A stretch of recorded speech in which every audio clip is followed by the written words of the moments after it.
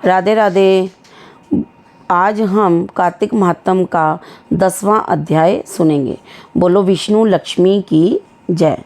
राजा पृथु पूछने लगे कि हे मुने, आपने कार्तिक मास में विष्णु की पूजा का महात्म्य कहा। इस मास में किसी और भी देवता का पूजन या व्रत होता हो तो वह भी कहिए। नारद जी कहने लगे कि आश्विन शुक्ला पूर्णमासी को ब्रह्मा जी का व्रत होता है। कार्तिक कृष्ण चतुर्थी को गणेश जी का तथा अष्टमी व मावस को श्री लक्ष्मी जी का व्रत होता है। कार्तिक में जो कुमारी इस व्रत को करती है उसको सुयोग्य पति मिलता है। जो विवाहित स्त्री इस व्रत को करती है उसका सौभाग्य अटल रहता है। प्रातःकाल स्नान आदि से निवृत्त होकर चंद नादि से गणेश जी का पूजन करें। सायंकाल फिर गणेश जी का पूजन करके चंद्रोदय होने पर चंद्रमा को अर्घ्य देवे और फिर उत्सव मनाकर भोजन करें। स्त्रियों को अपने सौभाग्य के लिए इस व्रत को अवश्य करना चाहिए। नारद जी कहने लगे, हे राजा पृथु, इस व्रत का एक सुंदर इतिहास मैं तुमसे कहता हूँ, सुनो। भद्रवती नाम की एक पुरी में सुधर्मा का नाम का एक राजा था। उसके रविदत्त, सुशर्मा, जय शर्मा और शुभोमन नाम वाले 4 पुत्र और वीरमती नाम वाली कन्या थी। उस कन्या वीरमती का विवाह देवव्रत के साथ हो गया। वे दोनों बड़े ही प्रेम के साथ रहते थे। एक दिन अचानक घर में बैठे हुए देवव्रत को सांप ने काट लिया, जिससे उसकी मृत्यु हो गई। वीरमती बहुत जोर से रोने और चिल्लाने लगी।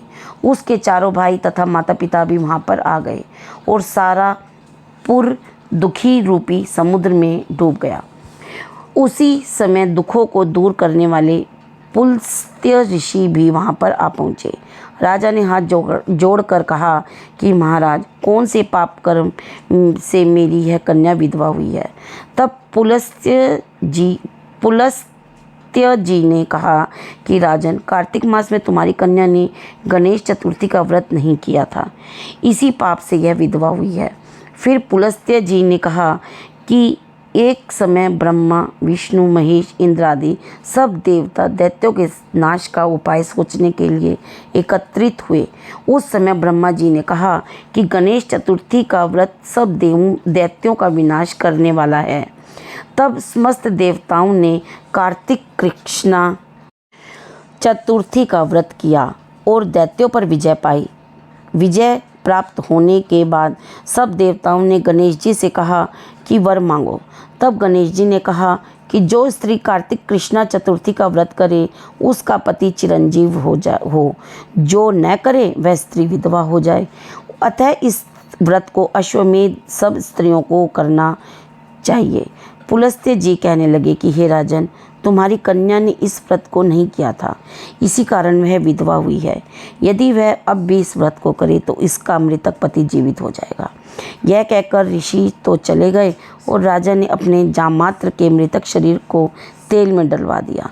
जब कार्तिक मास आया तो उसकी कन्या ने विधिवत व्रत करके उद्यापन में ब्राह्मणों को बहुत सा धन दिया, जिसके प्रभाव से उसका मृतक पति फिर जीवित हो गया।